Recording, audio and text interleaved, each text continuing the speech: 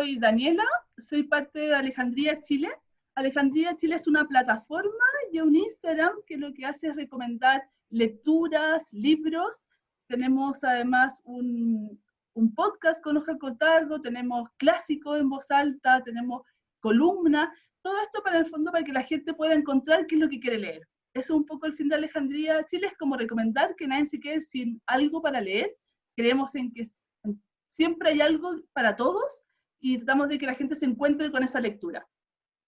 Esta es nuestra tercera conversación, hicimos una de recomendaciones de libros infantiles, libros juveniles, de día, que era algo que yo quería mucho, porque en Alejandría estamos, hace ya de que empezamos la cuarentena, publicando un poema al día, como una forma de empezar el día o terminar el día con un poema, pero poco es lo que uno sabe de poesía, y esta conversación la he esperado mucho, y me encima tener el honor de conversar con la Maca Ursúa, que es una gran poeta, gran conocedora de la poesía.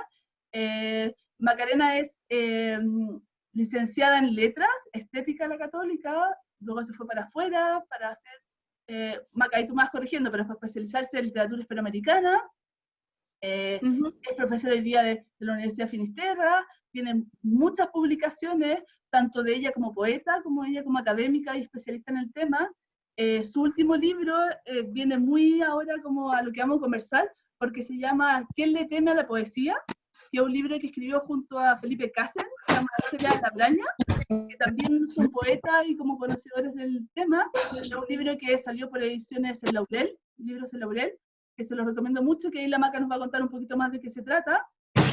Y además su último libro de poesía es poemas, ¿cómo se llama acá? Escrito sobre el agua. Sí. Sí. Vamos a empezar la conversación. Les pido que los que tienen ruido como ambiental puedan poner el micrófono en silencio. El Zoom tiene este problema que se va según el ruido que hay, entonces para que podamos oír muy bien a la Maca que nos va a contar. Para comenzar, bueno, Maca, agradecerte que estés acá, que te hayas dado el tiempo, sé que eres gracias por la invitación. Y estás con muchas cosas, y en este periodo como que los profesores trabajan el doble, y sobre todo en la universidad, así que se agradece este tiempo. Y quería como partir como inaugurando esta conversación, que nos cuente un poco qué es la poesía para ti. En el fondo, ¿cómo definirías el concepto de poesía? Si tuvieras que hacer una definición que no fuera académica quizás, sino que a ti como como poeta y gran amante de la poesía, ¿cómo definirías la poesía?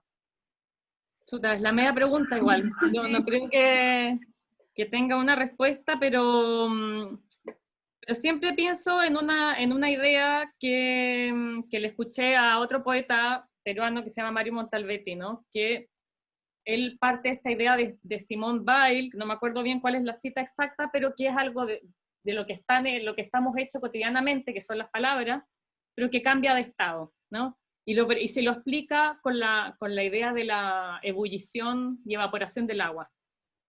Es la misma materia, es la misma materialidad, es la misma composición química, pero que cambia de estado, ¿no?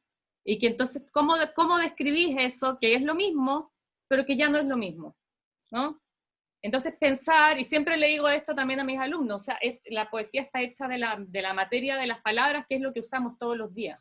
Bueno, y además palabras, música, imagen, etcétera, etcétera, ¿no? No solamente, claro, no solamente palabras, obviamente que también hay otras variaciones. Y después, otras ideas, ¿no es cierto? O sea, no ideas, sino que también me gusta mucho leer o preguntar para otros poetas qué es lo que es para ellos, ¿no? Sí, cómo ven la poesía. Y hay una cita de, bueno, Enrique Lin, que me gusta mucho, que dice: si se ha de escribir correctamente poesía, no basta con sentirse fallecer en el jardín, bajo el peso concertado del alma o lo que fuere. Y dice también: el corazón es pobre de vocabulario. Me encanta esa idea porque, contrariamente a lo que todo el mundo piensa, y aquí mi colega Felipe Cusen, la poesía no es solamente sentimiento y emoción, y como, el poeta romántico, ¿no es cierto?, que se sienta en el jardín como a llorar sus penas. No es solamente eso, ¿no? Y esa idea de que el corazón es pobre de vocabulario también me encanta, porque tiene que ver con lo indecible, ¿no? ¿Hasta dónde llega la palabra? ¿Hasta dónde llega el lenguaje? El poeta Felipe Cusen, conocido por ser sentimental, ¿no? Pone ahí. Sí.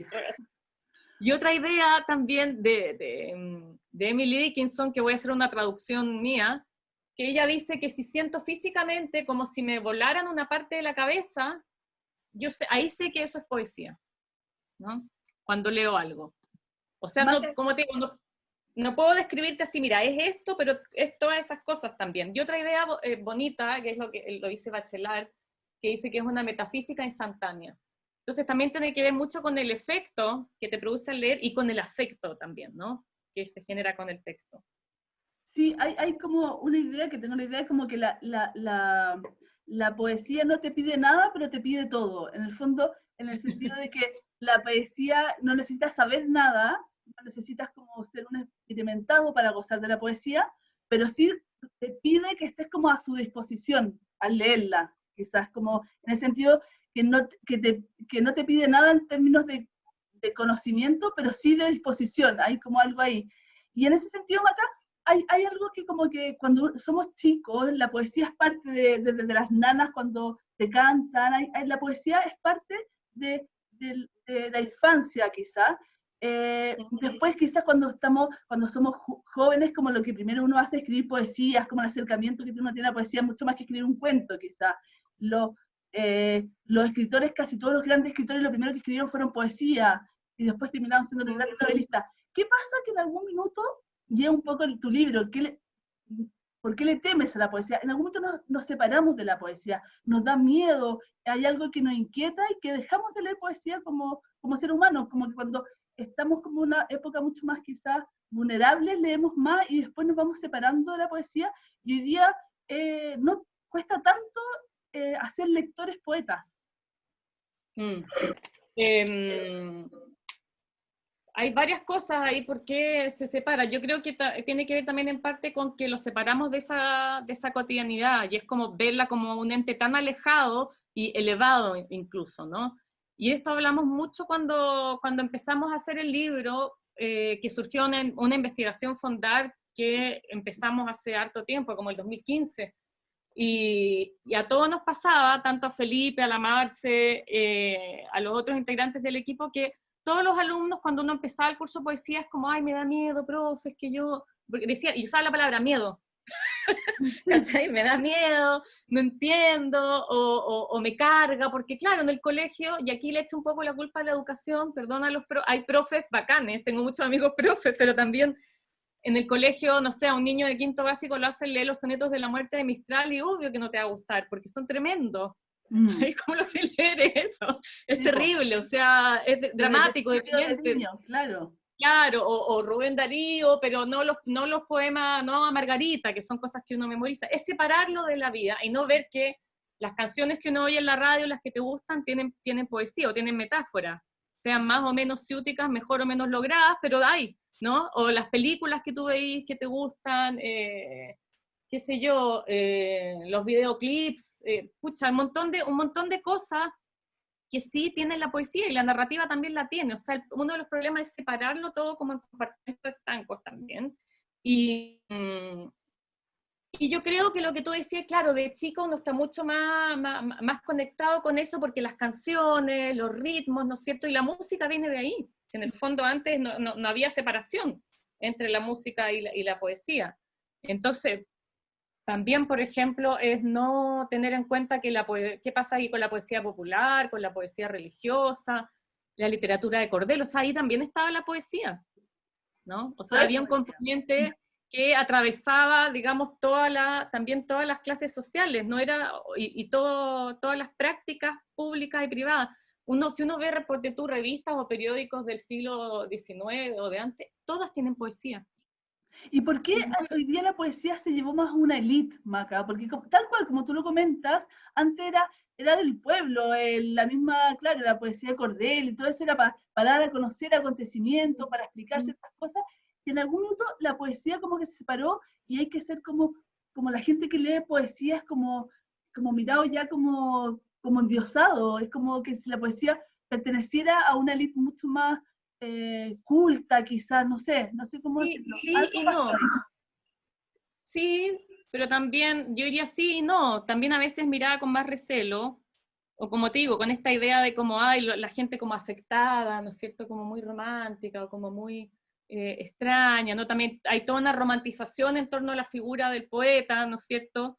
Y además también una identificación que viene desde la época del romanticismo, ¿no? Que este hombre, ¿no es cierto? Que además medio enfermo, pálido, no sé, como todo, ¿no es cierto? El poeta, no sé si, siempre me acuerdo de, había como un meme, no, ¿qué es lo que era? Un Instagram que se llama Es de Poeta. No sé si ¿Ya? lo cacharon, No, tuvo no, no. pocos posteos, pero era muy chistoso porque hablaba de eso, ¿no? Como es de poeta quedarse dormido en la micro, ¿cachai? Es de poeta andar con abrigo en verano, y es como muy, toda esa idea, ¿no es cierto?, en torno a qué es lo que es ser poeta, en vez de aterrizarlo, ¿no? Y ahí, bueno, no sé, por ejemplo, hoy día pensando en la conversación que tenía contigo, ya empecé a ordenar los libros y encontré espérate, bueno, entre todas las cosas, tengo acá, que Mientras se tanto te llama cuento, Lunch Poems. ah, Y este es no sé si lo cacháis, ¿no? Es Franco Jara. Y era un poeta, pero que tenía un trabajo todos los días, ¿no es cierto? Y siempre a la hora de almuerzo escribía algo, lo que fuera, ¿no? En una máquina de escribir o en un lápiz mientras almorzaba, y de aquí salen sus poemas, ¿no? Entonces no es alta poesía, no es una cosa tan alejada de la realidad. Yo creo que hay un desconocimiento también en torno a un montón de prácticas, ¿no es cierto? Hay muchos artistas visuales que también tienen rollo con la poesía, hay poemas, a ver, ¿puedo compartir pantalla? sí, sí, te paso, Maca, espérame. ¿Cómo lo hago? Espérate. Yo te voy a dar la posibilidad de que compartir, espérame. Dale, ahora Porque, puedo compartir. Acuérdense de apagar los micrófonos para que no se genere ese ruido ambiente. Y por supuesto que el que quiera conversar tiene todas las posibilidades de hacer preguntas, puede mandarla por el chat o levantar la mano y ahí vamos ¿se dando la ve? opción. Sí, Maca. ¿Se ¿Estamos bien? ve? ¿Sí? ¿Qué es lo que veis el Like. like? Sí. Ya. Ya, por ejemplo, hay poemas que yo a veces le digo a mi alumno, esto es un poema, ya el autor se llama Aram Saroyan y el libro se llama Complete Minimal Poems. Y no importa que no sepas inglés, pero ¿qué es lo que leís tú? Dani, ¿qué leí? Luz. Ya, en inglés, léelo en inglés. Lights. Ya. ¿Qué pasa ahí? ¿Por qué entonces ahí yo empiezo a, ¿qué podría ser un poema o no? La última parte no se pronuncia, o Sí. está dos veces. Pero Sí. también está en amarillo, hay como una luz en la página, no sé, o sea, esto también es un poema, y no es como, hoy tenéis que contar las sílabas, los versos, o sea, hay todo ese rollo, y ahí nosotros quisimos un poco mostrar distintos ejemplos de todo esto en nuestro libro, yo acá haciendo propaganda, de qué le tema Sí, la te poesía. cuento que está todo tu grupo de admiradores que mandan chayas por el WhatsApp, así que para que sepa, por el... Muy bien, los tengo súper entrenados. Ya, mira, entonces ponte tú, este es el índice, ¿cachai? Y el índice del libro tiene que ver con esto que estábamos hablando, ¿no? De quitarle como esa cuestión solemne, y entonces si bien hay temas más solemnes, como epifanía, Sí. metáfora, metapoesía, también está pop, ¿cachai? Instante. ¿Hay alguna? A ver, adivinanza, poesía y música, listas, etcétera. O sea, todo lo que puede ser la poesía, y esto es solo una selección, o sea, de hecho, teníamos pensado más entrar y al final, bueno, se reducen, ¿no es cierto? Y cada entrada, Y a tú te ver, das cuenta porque como está mostrando un Ay, gráficas y vainas y hola, tú ves ¿hay abajo. alguien? Jason, estás con el micrófono abierto. Jason, Uy, disculpa. no te preocupes. Gracias. consciente. Oye, entonces, por ejemplo, son dos ejemplos de poemas, luego una explicación cortita y bibliografía. Bueno, a eso iba, no voy a dejar de compartir. Maca, Ah, pero no, sí, a ver, entremos como que de repente devolvámonos un poco hasta llegar a esto que dale. tú dices que en el fondo hay mucho más posibilidades de la poesía en lo cotidiano que lo que nosotros nos imaginábamos. Quizás esa poesía que nos enseñaron en el colegio tan estructurada, no todo es poesía, o sea, no solamente eso es poesía, sino que hay mucho más que eso. Entonces, Exactamente, mm, exactamente. O por ejemplo, ya, ese que te mostré, o tengo este otro ejemplo. el poema se llama Saltamonte, ¿ya? Y es, bueno, es como Saltamonte, ¿no? Total. De E. Cummings, que es un poeta norteamericano súper famoso también. Entonces, como te digo, yo no soy experta en educación poética, hay otros expertos, me encantaría serlo, pero sí me doy cuenta de ese miedo, y un miedo que se transforma en resistencia, ¿no? Sí. Como, no, yo ahí no entro porque no entiendo, porque no sé, y que la metáfora, que no cacho nada, y cuando en realidad, como te digo, o sea, la poesía tiene millones de variables, ¿no? Y no es solamente el soneto alejandrino, y todo eso que a uno le enseñan en el colegio, sino que hay muchísimas más posibilidades, ¿no? Muchísimas más combinaciones. Maca, pero si uno en el fondo, esto ya es una poesía más visual, como podríamos decirle también, ¿o no? ¿Sí? Si nos vamos, por ejemplo, al tema de clásicos, en literatura existen ciertos clásicos que uno dice, hay que leerlos de alguna forma, porque son clásicos y siempre están vigentes. En la poesía nunca deja de estar vigente, quizás, no sé, quizás son siempre clásicos, pero me gustaría preguntarte, como, ¿cuáles son esos grandes poetas que uno, no sé, es difícil decir que uno debería leer, pero cuáles son esos poetas que marcaron, que son esos clásicos que si uno quisiera entrar en la poesía, que si uno quisiera como ser parte de la poesía, pudiera leer? Como te estoy diciendo de una persona que no lee, que no tiene esa relación con la poesía, ¿cuáles son esos poetas que tú dices como estos poetas son los grandes poetas como de la historia universal y que tú admiras, súper desde tu lugar, porque yo sé que eso varía mucho, pero ¿cuáles son esos grandes poetas que tú dirías, este es un poeta que cumple con varias, no sé, que es fácil que a todo el mundo le guste, que tiene un tema social o político o amoroso, no sé? ¿Qué les como para los que están hoy día acá, cuáles son esos poetas que tú dices, este hay que tenerlo en la casa, hay que tenerlo en el velador, hay que releerlo 1000 veces, ¿cuáles son esos?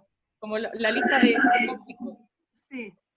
Escucha, ya, sí, no, sí, igual lo pensé, porque tú me comentas, pero es difícil porque yo creo que así como hay gente que le gusta tal música, tal cantante, hay otra que no, o sea, esto va muy desde mí. Ahora, yo siempre, a ver, en español, tenemos un montón de poesía, partamos por los chilenos, tenemos a Gonzalo Millán, tenemos a Enrique Lin, tenemos a Mistral, pero no lean Mistral, no hay que partir ni por lo de niños, ni no. Si alguien quiere leer a Mistral, váyase a Las Locas Mujeres y a Lagar, y ahí van a encontrar otra Mistral, ¿no? Porque empiezan con las rondas infantiles y ahí, no. Mistral, Millán, Elvira Hernández, candidata ahora al Premio Nacional, Enrique Lin, ya lo dije. Yo creo que, no sé, yo soy fanática así mal de Emily Dickinson. ¿Por qué, Maca? ¿Por qué Emily te gusta tanto? Es que sí, es como para que la gente también entienda cuál hay traducciones, pero no sé si sean tan buenas, pero no importa, igual alguna idea. Porque, pucha, que me pasa que la leo siempre, pero hay imágenes y hay sonidos de su poesía que se me quedan pegados, o sea, como que los tengo ahí, ¿no?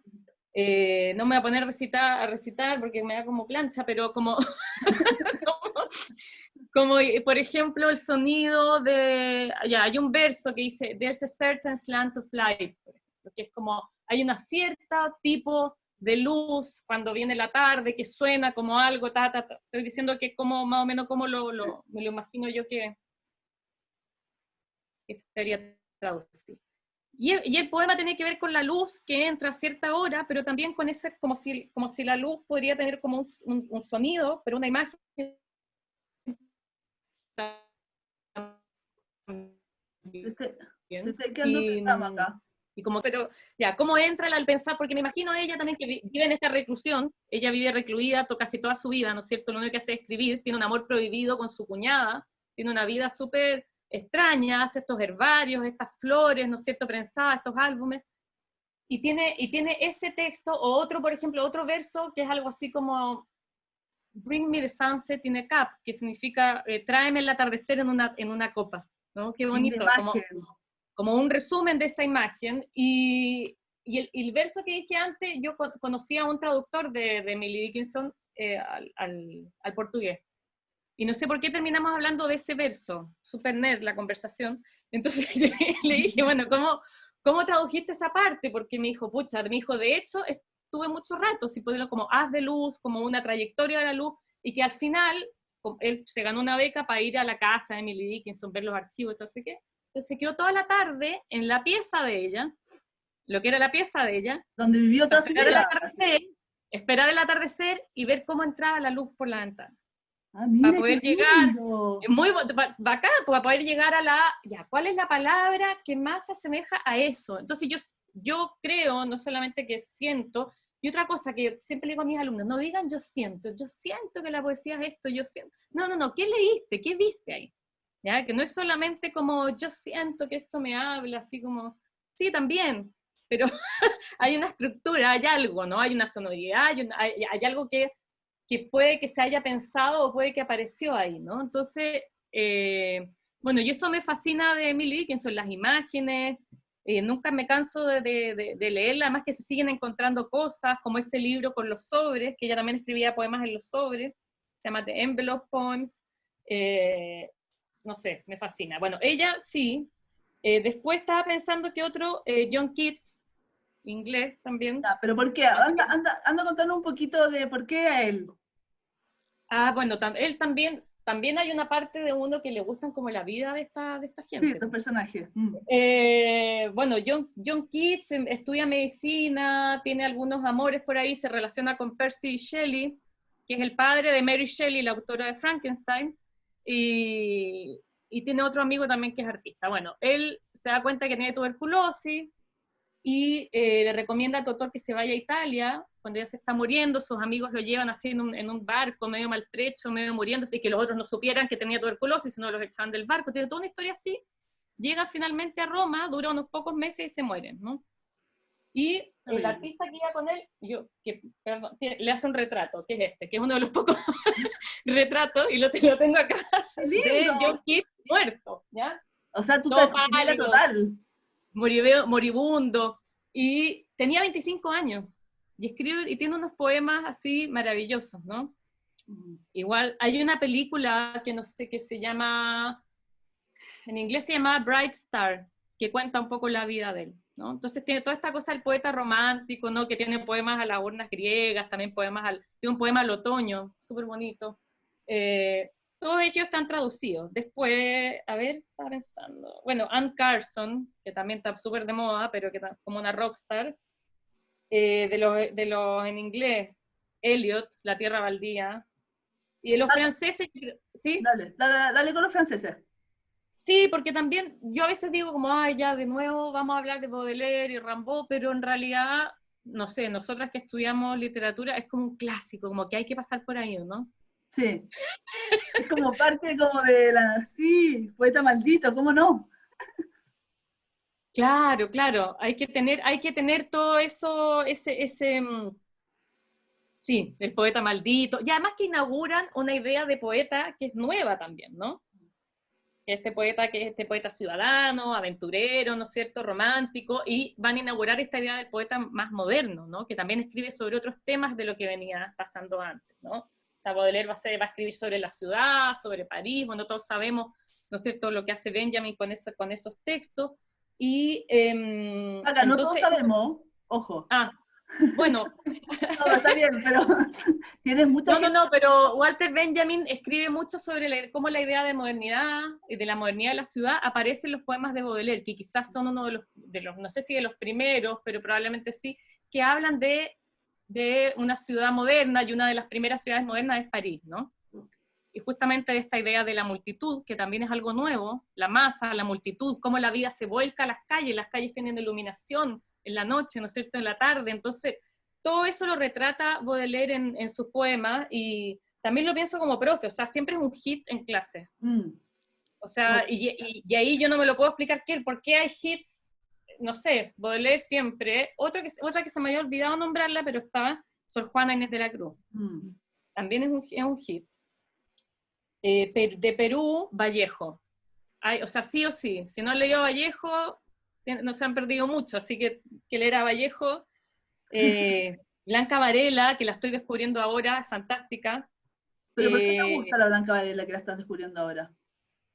Bueno, también llegué a ella por Montalbetti, que tiene un libro de ensayos sobre ella, y el libro es sobre un poema. ¿Un Y poema me de ella? encanta, claro, y es fantástico porque es todo un análisis filosófico, todas las posibilidades que tiene ese poema, y cada poema de ella es muy, muy como condensado, muy rico, y tiene también un manejo del sonido como bien impresionante. Bueno, es que eso es lo bonito también de leer o poetas de otro español, ¿Cómo ¿no? se Que no llama, es el Maca, chileno. el libro de la Blanca Varela que dices tú? ¿O el de Montalbetti que habla de ella? ¿No te acuerdas? No. Ya. Algo del blanco, de las nubes, no sé. Ya te Quizás estaba Felipe sabe. preguntando, pero después lo buscamos y se lo mandamos a la gente. Sí, lo publicó Fondo Cultura Económica. Tiene como 2 años el libro. Oye, Maca, y si nos movemos para Latinoamérica, ya, Sí, o Iberoamérica, quizás poetas, porque la poesía también tiene un tema de la traducción, que realmente si uno no sí, encuentra buenas sí, traducciones es difícil por el ritmo, como tú dices, pues no está en el lugar mismo. claro. Hablemos de poesía iberoamericana, esa poesía que en el fondo que tiene relación con el lenguaje con nosotros, que Sí, compartimos sí. lenguaje, la lengua. ¿Qué poeta ahí te sale como a luz que tú dices, este es un poeta que realmente logra el uso como de la lengua española a un nivel como... Uy, que por eso ahí también depende mucho del español. Mm, Y en el fondo esa es como un poco la historia de la poesía hispanoamericana, ¿no? Porque desde el modernismo para adelante, ¿no es cierto? El modernismo también va a cambiar un poco la lengua en poesía, porque es mm. quizá el primer movimiento que va desde Latinoamérica a España. Eh, pero a ver, estoy pensando, ponte tú, a mí me gusta mucho enseñar la poesía cubana o poesía más caribeña, porque es súper distinto a lo nuestro y son ¿En otros qué sentido? paisajes, ¿cachai? El ritmo, ponte tú Nicolás Guillén, ahí por ejemplo, El más crudo invierno, ahí está, ahí Felipe puso el libro. Sí. Por ejemplo, cuando tú enseñas a Nicolás Guillén y la gente se da cuenta de que conoce las canciones, pero es un poema, ¿cachai? Mm, Como, y ahí está ese ritmo, ¿no? Como la vanguardia, ¿no es cierto? Que nosotros tenemos me concentro con la vanguardia, nosotros tenemos a un Huidobro, la vanguardia ya va a ser un Nicolás Guillén, ¿no? Que sí. va a recoger esos ritmos afroamericanos. Y después hay un poeta puertorriqueño que se llama Luis Palés Matos, que como que imita los sonidos de los tambores en sus poemas, y es Ay, muy qué bacán, lindo. es muy entretenido, porque eso también a los alumnos dicen como, qué bacán, y son poemas de los años 20, ¿cachai? Entonces no es como, y eso ya se estaba haciendo en esa época, ¿no? Como te digo, Centroamérica, bueno, Perú también es como un gran, como te digo, Vallejo, ¿no? Que para mí yo creo que el español de Vallejo es, bueno, además es una maravilla, también es una síntesis de un español mestizo, de la sierra peruana, ¿no es cierto? De esa mezcla y de un ritmo, de un vocabulario que cuesta y por lo mismo como que te atrapa un poco. Martín Adán, que también es peruano, buenísimo, me fascina. ¿Sí? No lo conozco a él. No, Martín Adán es muy bacán porque también hace una prosa poética, poeta vanguardista peruano de Hispanoamérica. A ver, déjame pensar qué hagan con el español, como qué Maca, pero pasa ahí con la lengua. no te preocupes, pero vamos moviéndolo un poco a Chile, a nuestro Ya, Chile, que este lugar común que decimos, Chile es un país de poetas. Esta como que al final no sabemos qué tan real o no, qué verdad hay en eso, pero ¿tú cómo definirías este universo de poetas? ¿Cuáles son los poetas que marcaron un poco la poesía en Chile? ¿Cuáles son tus aprensiones con algunos poetas chilenos, con la poesía de la mujer? Hoy día hay unos poetas impresionantes. sí. Chile hay una poesía muy también política en el sentido no de partista, sino que de una lucha de varias cosas. A ver si nos habla un poco de la poesía chilena, de nuestra poesía. Ay, ya. De nuestra, pucha, que ahí, bueno, yo creo que es bastante diversa, bastante rica y lo bacán es que siempre quedan como cosas por encontrar o por darle otra vuelta, ¿no? O sea, yo creo que depende también no sé, acá voy a hablar un poco como profe o como investigadora, del momento en que uno esté, las cosas que uno esté investigando, como que yo me he vuelto a reencontrar con las cosas de vanguardia, por ejemplo, qué estaba pasando ahí, qué se estaba leyendo, o sea, yo creo que cada momento de la poesía acá en Chile es interesante ver cuáles son las trayectorias, quizás si pudiéramos hacer un súper resumen, ¿no? Pero si partimos con el modernismo, ¿no es cierto? Viene Darío, Darío viaja, Darío vuelve, ¿qué pasa con toda esa circulación, ¿no es cierto?, de estética, de arte, ¿no es cierto?, esa renovación. Después las vanguardias, ¿no es cierto?, Huidobro viene y trae todo un influjo también, ¿no? Las revistas, la música, entonces es muy entretenido ver cómo se da toda esa circulación y hasta dónde llega, ¿no?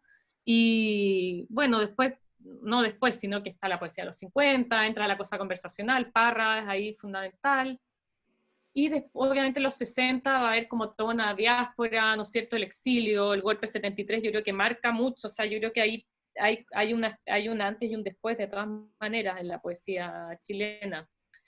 Y empieza a hablarse, la crítica ha hablado también de una poesía civil, ¿no? Millán, Estar Zurita, ¿no es cierto? Y también, obviamente, la relación de la poesía con otras artes, o sea, Juan Luis Martínez, la Cecilia Vicuña, ¿no es cierto?, que se pueden clasificar como artistas visuales y también como poetas, ¿no? Y hay un montón de vertientes, está la poesía popular, de la que, como te digo, no sé tanto, no soy experta, pero hay toda esta tradición de la lira popular, luego la poesía mapuche, y hoy en día me parece que ahí, bueno, hoy en día hay montones de cosas, hasta la poesía visual, sonora, hasta lo que están haciendo la Orquesta de Poetas, el colectivo PM, hay un montón de, bueno, lo que hace Felipe Cusen o Martín Gavins, ¿no es cierto?, las obras visuales, y también la poesía mapuche urbana, ¿no?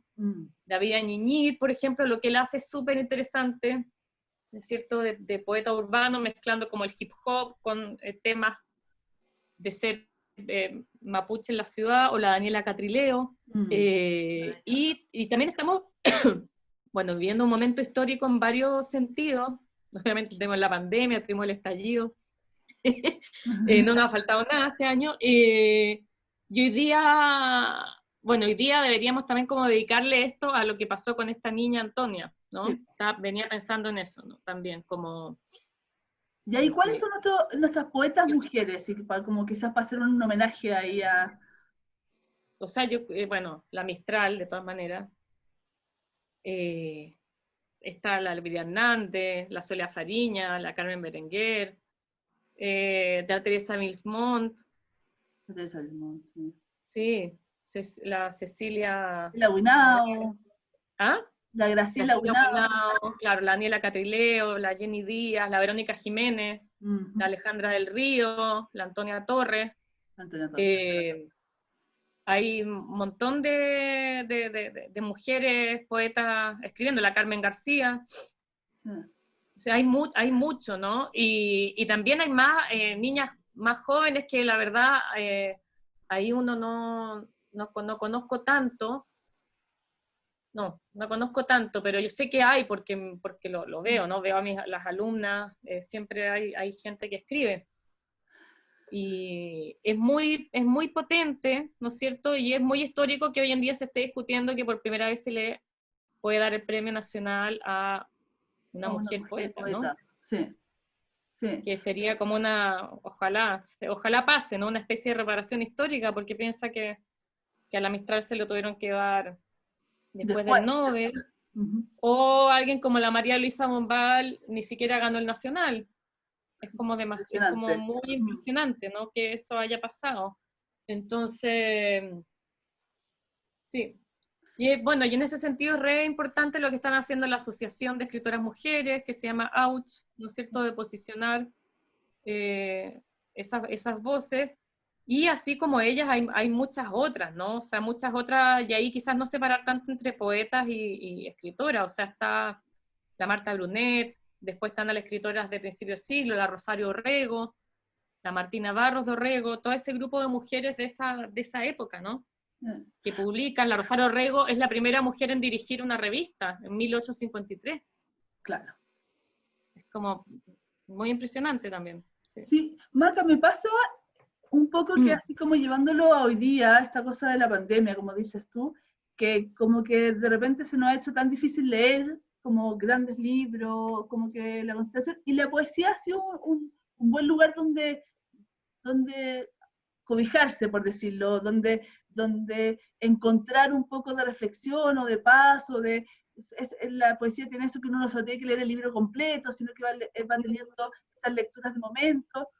Pero por lo mismo, y un poco lo que tratamos de hacer nosotros, Alejandría, esto de subir un poema al día, es porque es poco, si uno no sabe de poesía como tú, que en el fondo nos nombras 20.000 poetas, ¿cómo uno llega a saber qué poema leer, qué poeta leer? Mucha gente pregunta, digo, me encantaría leer poesía, pero no sé qué leer finalmente.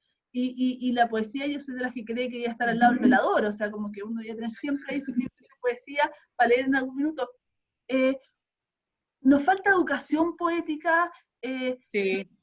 ¿Cómo logramos? Porque en el fondo somos un país de poetas, pero finalmente no leemos poesía. Entonces es como contradictorio quizás, y ahí quizás hemos hecho mal el trabajo, o hemos puesto muy en alto en la poesía, o cómo hacemos para como mediar, que no me gusta mucho la palabra, pero mediar para que la poesía llegue y la gente pueda ir a una librería y comprar un libro de poemas, no sé, y saber qué leer. Porque de libros se sabe más, pero la poesía, siento que se mantiene como a un margen todavía, no hemos logrado como incorporarla, siendo que tenemos poetas maravillosos y una cantidad enorme. Tiene que ver con mediar, obviamente, con la educación, la educación que se da en los colegios, la educación que se les da a los que van a ser profesores también. Y bueno, y ahí también el rol de la crítica, de la prensa, o sea, si tú veis cualquier suplemento literario, bueno, que ya no hay casi en Chile, bueno, este es otro problema, que tampoco tenemos muchos medios de difusión, ¿no? Pero siempre gana la narrativa, ¿no? La reseña, la lista de libros mejores vendidos, todas esas cosas que existen, ¿no es cierto? Siempre van al lado de la narrativa, o la ficción o no ficción. Sí. Entonces, mientras se siga con esta división de géneros literarios, que además ya de por sí es como súper anticuada, encuentro, no se va a avanzar demasiado, ¿cachai? Como esa separación cuando los géneros son súper híbridos hace rato. Sí. Y eso ya lo entendieron en otra parte. O sea, hay una sección de crítica de libros, bueno, sí, hay una sección de crítica de poesía igual. Creo que lo único que todavía mantiene es el Mercurio, pero es mínima. Sí. ¿Y qué leer? Y sí, yo siempre recomiendo. Sí. Lo que decís tú un poco, eso que a ti te apasionan las vidas de los poetas o de los poemas, quizás también ese trabajo que hay que hacerlo en el colegio, más que se aprenda la poesía de memoria, no sé qué, quizás entrar en ese mundo que hay alrededor del poeta, porque también eso conquista un poco al lector, eso que tú decís, conocer la vida de la Emily Dickinson, que vivió encerrada, también uno entra como en esa curiosidad, y la aproximación con el poema es otra, también nos falta un poco, ¿no? Claro, la aproximación es otra, así como también a veces la aproximación del contexto, o la aproximación de ver. Una cosa que también es bien interesante ver la materialidad, el campo cultural, por decirlo, y en qué momento se publicó tal poema o cómo.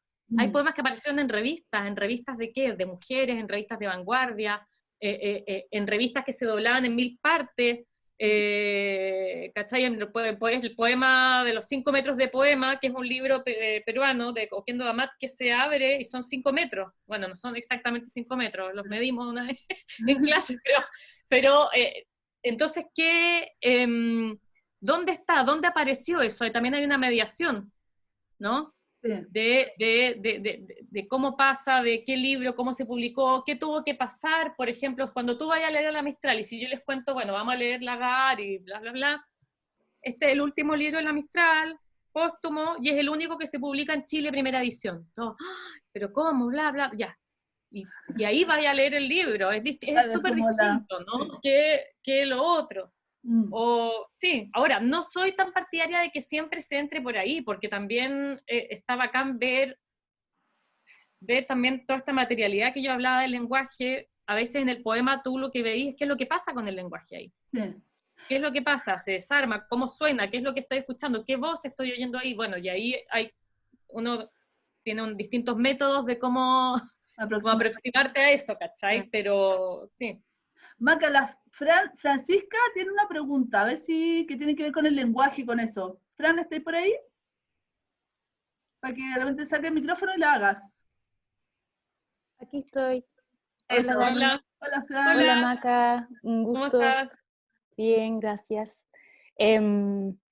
Sí, bueno, le preguntaba a la Maca que, bueno, un poco este carácter, un poco que algunos poetas ahí le contemplan en torno a la poesía, si crees tú que la poesía como género, pensando en que pone un poco en conflicto el lenguaje, tiene un tinte un poco de lucha y de resistencia como un género que en el fondo busca evocar algo más que la narrativa.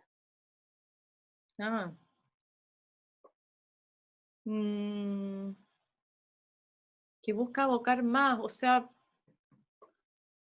Te no preguntaba ahí sé. en el chat si Sí, considerabas que la poesía era un género, un espacio de conflicto y de lucha.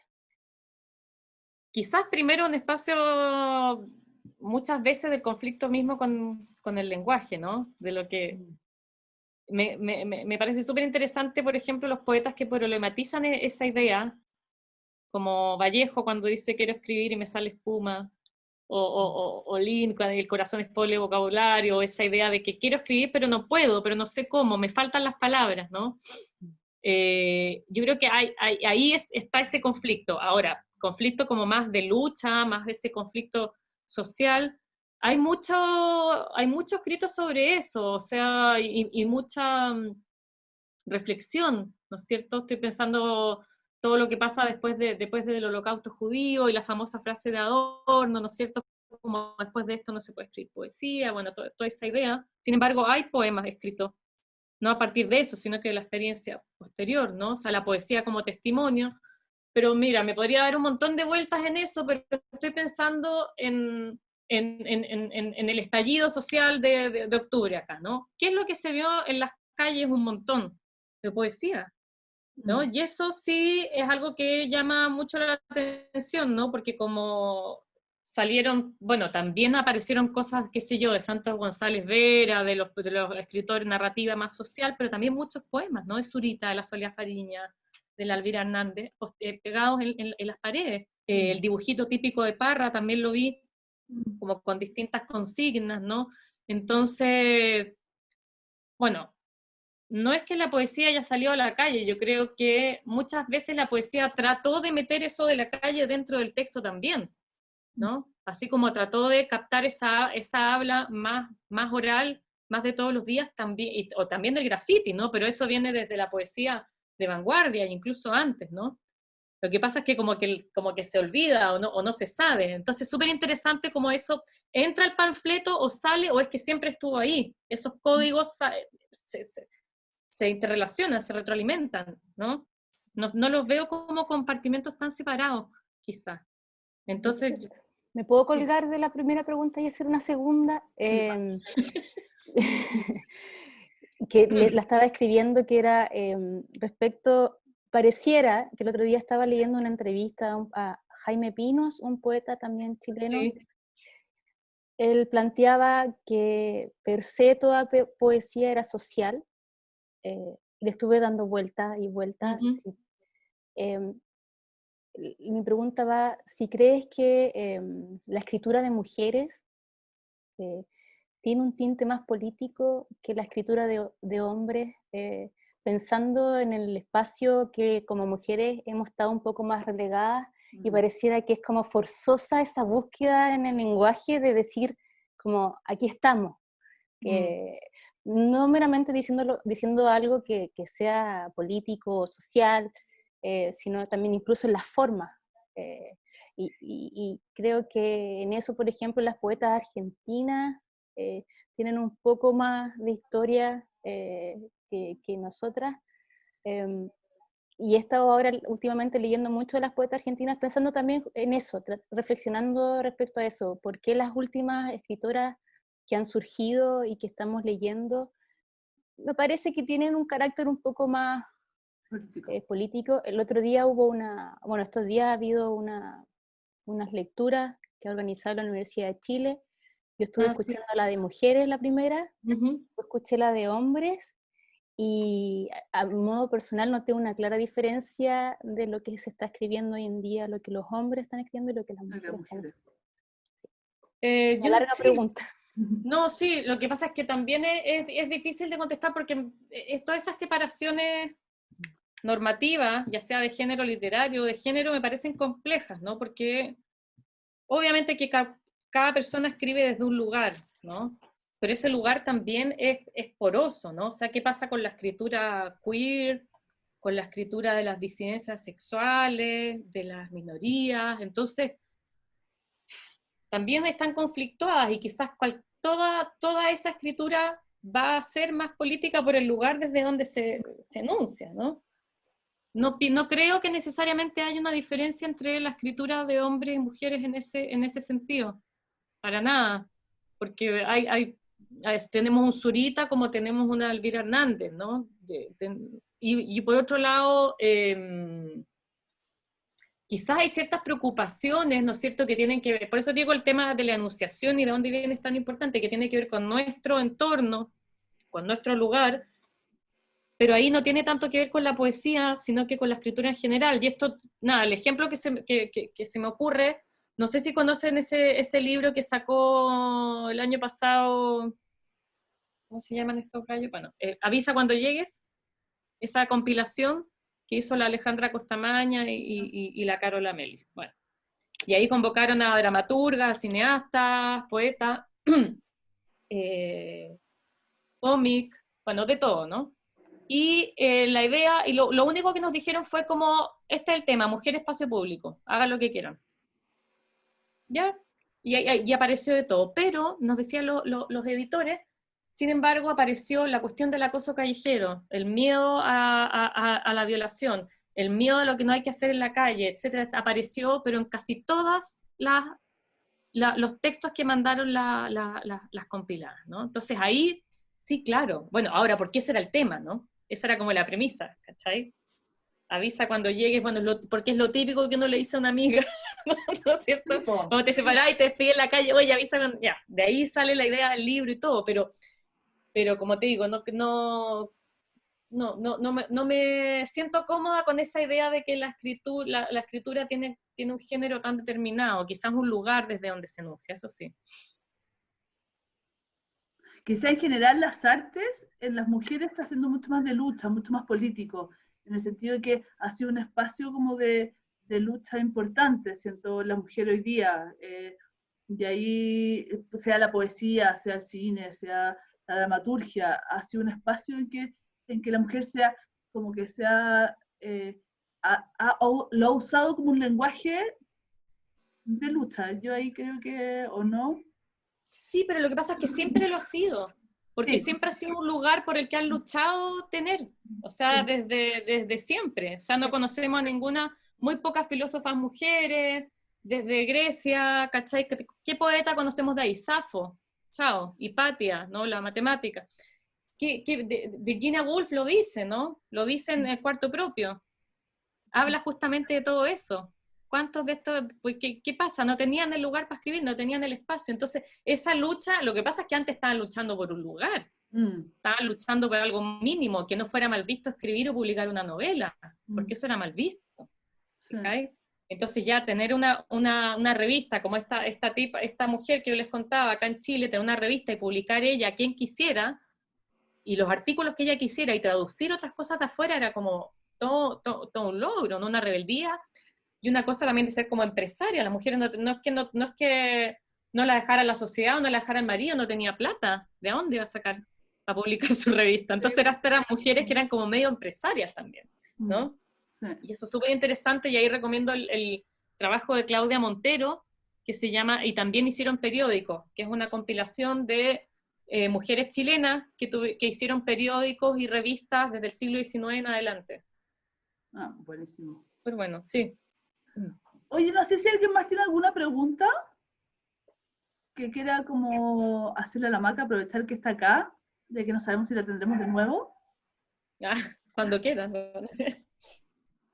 Maca, mientras alguien piensa y ve si quiere preguntar, yo también tengo ahí como, siento y ahí como que últimamente, en el último tiempo, también en la poesía mapuche salió con fuerza una maravillosos poetas y poetas hombres y poetas mujeres que han trabajado como, ahí me quiero en el fondo acercar al tema del lenguaje, que en el fondo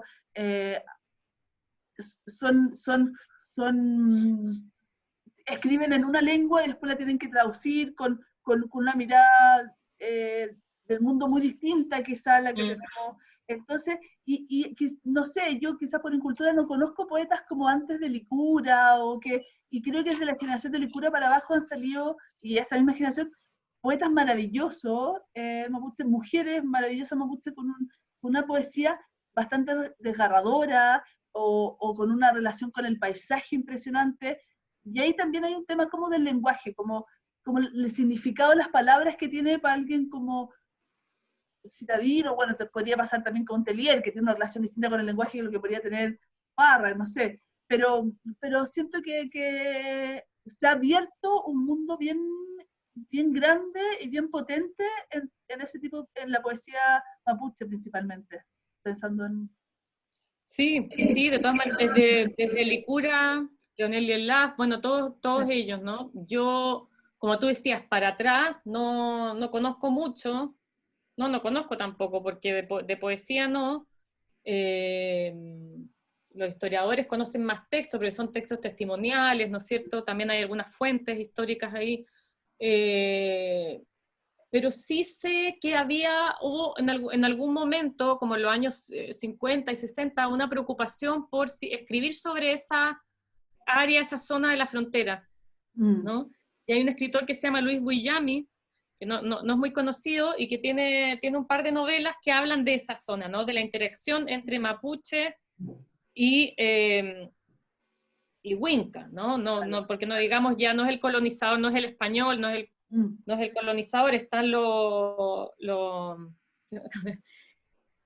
y Luis Buyami, que tiene un libro que se llama Flor Lumao, bueno, están en memoria chilena. Y el otro sí, es Telier, es hermano de Jorge Telier, y se me olvidó en este momento el nombre, que también hablan de esa zona, ¿no es cierto? De ese paisaje del sur de Chile. Súper interesante, tiene un montón de problemas, obviamente, cómo se muestra el indígena, ¿no es cierto? Muchos estereotipos y todo eso, pero igual, pero está bueno como para ver, bueno, qué estaba pasando ahí en ese momento, ¿no? O sea, es un tema que quizás está mucho menos retratado desde la ficción y desde la poesía en Chile, que a diferencia quizás de lo que pasa en otros países, ¿no? Sí. No, eso del lenguaje que tú decís, claro, no conozco, pero piensa que nosotros cuánto conocemos del mapudungun, está súper poco. Sí, po. Nada. Sí. Entonces, hay un tema con la lengua que genera una identidad y una sensación de comunidad también, ¿no? El otro día leí una entrevista a la Jenny Díaz Huentén, no sé si la ubican, ella es poeta, bueno, tiene ancestros mapuches, pero ella es de los zonas de Los Ángeles, y que ella como que le dice a otros mapuches, no, yo también soy, le dicen, no, porque tú no tienes la lengua. Claro. Entonces, ¿te fijáis, cachai? Eso genera esa la lengua identidad. te determina en el fondo, su origen. Claro, claro.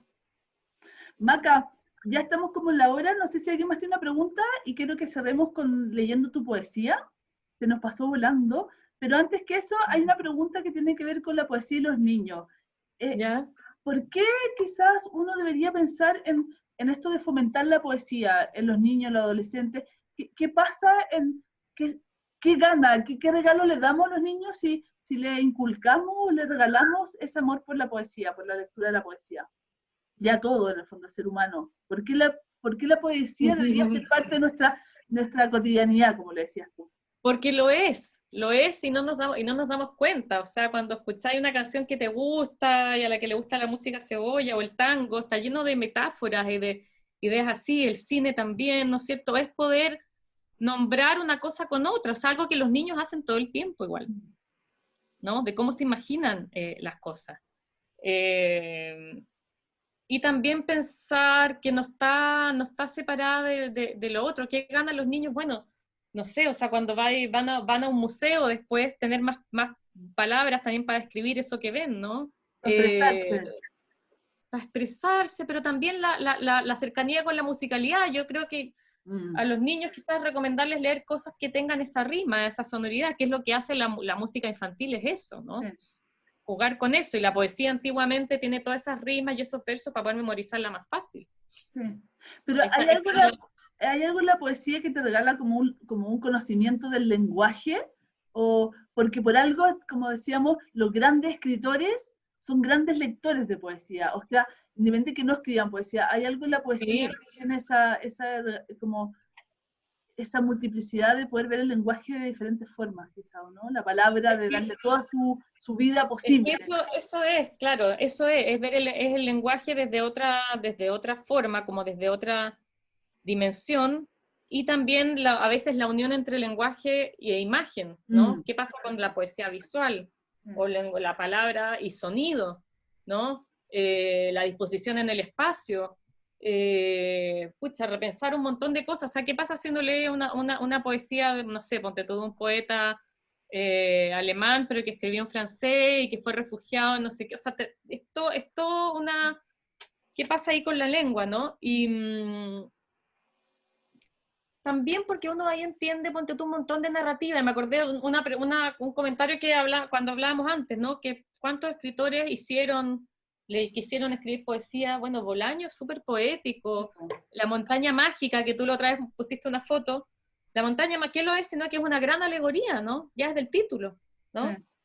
Entonces dime si esta cuestión no es poética o no. O sea, En busca del tiempo perdido de Proust, ya es una gran metáfora de un montón de cosas. Entonces, ¿qué es lo que ganan? Bueno, poder leer todo eso, ¿no?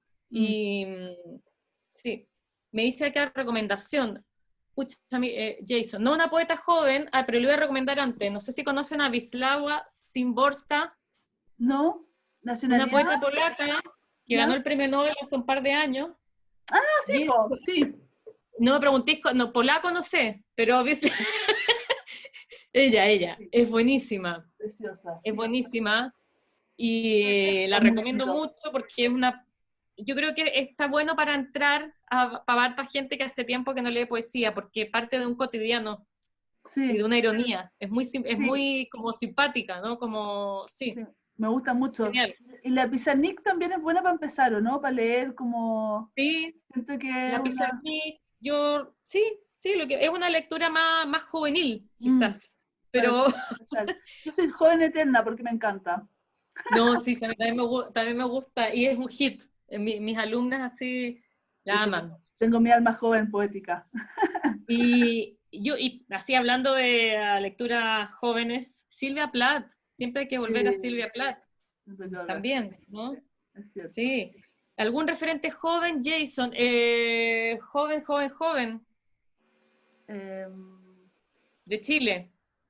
sí, ¿cómo se llama este que me A mí gusta? me, a mí me Em, gusta mucho lo que escribe Gastón Carrasco, bueno, lo conozco harto, pero Juan Carreño, Juan gracias, sí. Carreño, ese, Juan Juan Carreño, Carreño. buenísimo. Sí, sí, me gusta. ¿Cómo se llama? La Victoria Ramírez, también que ganó un premio importante el año pasado. No me acuerdo cómo se llama su libro, pero ella es súper buena también. Oye, a ver, Maca, que hay dos personas que levantaron la mano, no sé quiénes son, a ver si hacemos las últimas preguntas antes de terminar. Voy a ponerlos a todos que no los veo. ¿Quién levantó? Ah, Jason, dale. No, Hola, ya buenas pregunté. noches. Hola. Hola, Jason. Oye, les ofrezco disculpas por el audio anterior, qué pena. No No te importa. preocupes. En días recientes leí, no sé si ustedes leyeron, la más reciente publicación, la novela de Alejandro Zambra, poeta chileno. Ujú. Bueno, yo me declaro fan de Alejandro Zambra de hace unos años porque he leído buena parte de su obra. Y esta buena novela de Alejandro Zambra hace un escaneo maravilloso de los poetas chilenos. Mm, Estamos en un país que está lleno de poetas, eso lo sabemos. Además, es el único país latinoamericano con 2 premios Nobel de literatura, que además son poetas, ¿no? Y, claro, mi pregunta va en el sentido de aprender un poco más, porque conozco algunas cosas, los grandes referentes, por supuesto, los conozco, Neruda, Mistral. La profesora al inicio mencionó Enrique Lin, no lo he leído, pero lo tengo ya en lista de espera, porque he escuchado Sí, diferentes, léelo. por supuesto. Y bueno, y Zurita, que es una maravilla. Ujú. Hace un mes leí una antología de Zurita y es de verdad maravilloso, un gran poeta. Sí. Así que bueno, mi pregunta iba en ese sentido, conocer un poco más de poetas jóvenes, contemporáneos, son solapados por las grandes voces, porque obviamente, ¿cómo destronar, que no es la idea, voces como la de Zurita, la de Nicanor Parra, en fin, de estos grandes poetas? Por eso era mi pregunta, y por acá me dieron un par de nombres que buscaré, Sí. como Jaime Pino y Juan Carreño. Eso es todo. Y bueno, Y sí, Victoria saludos. Ramírez te pusimos ahí, y bueno, Daniela Andrea, Catrileo, ¿ah? la Daniela Catrileo, Daniela Catrileo, sí. Andrés Anbanter, te lo escribo ahí, también me encanta lo que hace Andrés Perfecto. Muchísimas Anbanter, gracias. la Verónica Jiménez también, que ya no son tan jóvenes, pero no importa. Pero somos como jóvenes. ¿Alguien más La tenía poesía nos preguntas hace por joven, ahí? nos hace joven a todos. Sí. Claro, claro. ¿Alguien más quiere preguntar para que podamos dejar a la Maca porque ya cumplimos la hora y no quiero abusar? Y sí, y ahí, Maca, están pidiendo que leas algunos de tus poemas de tu último libro. Ay, Nos regalas rápido. una lectura tuya de tu Del agua. ¿Sabéis que no tengo el libro acá, Fran? Maca. Súper poco preparada. No, porque no tengo ninguna copia y la oficina está cerrada, pero pensaba leer algo de la nueva producción. Mejor todavía, sí, somos las primeras en oírte, ¿Puede ser? Maca. Ya. Me encanta. Entonces, cerramos, no hay más preguntas, ¿no es cierto? ¿Había alguien más que levantaba la mano, que no sé quién es, que tiene que hablar ahora o calla para siempre? No, ya se fue, parece. Ya. Entonces, Maca, hagamos la lectura. Ya. A ver. Ya. Este libro, no, proyecto se llama, o se va a llamar algo así como Reverso de las hojas, y tiene 2 o 3 partes sobre las hojas, luego otra parte sobre las piedras y la luz, pero voy a leer alguna selección. Reverso de las hojas. Tiene un epígrafe de Fernando Pérez que dice: el movimiento convierte a las hojas en un manchón más bien difuminado. El lenguaje tiene una dimensión material lleno de palabras que se toman prestadas a otras. Un souvenir ejemplifica la capacidad de un objeto de servir como traza o huella de una experiencia auténtica. Palabras que operan como souvenirs dentro de una lengua.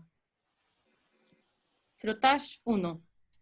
Lectura de las cosas, imágenes, trazos obtenidos desde la frotación hecha con lápiz y papel. Aprender así de las distintas capas y superficies del propio cuerpo.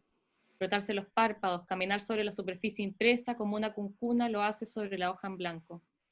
La piel, un receptáculo, paisaje adherido a las posibilidades, dibujo cual hojas mojadas dispuestas sobre la piedra, dejadas a que se sequen o se encojan. Y ahora voy a ver.